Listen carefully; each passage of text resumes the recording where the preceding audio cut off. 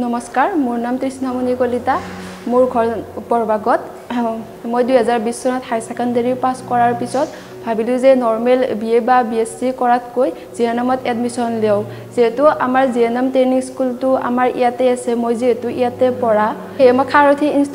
ইনষ্টিটিউটত admission ললো GNM কোৰ্সত ইয়াত মই 3 বছৰ পঢ়িলো 3 বছৰ পঢ়াৰ পিছত মোৰ 2023 চনত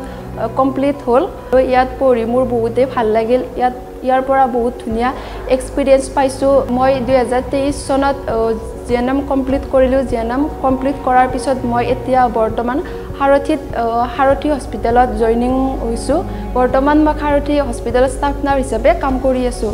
হেয়ে মই ৰাইজক ক'ব বিচাৰিছো যে নৰমেল বিএ বা বিএসসি কৰাত জিএনএম কমপ্লিট কৰিলে সহজতে চাকৰি পোৱা যায় লগতে আমাৰ সমাজত এটা উচ্চ স্থান পায় যদি কোনোবা ষ্টুডেণ্টে ইচ্ছা কৰে জিএনএম পঢ়িবৰ বাবে তে আমাৰ তলত দিয়া নম্বৰত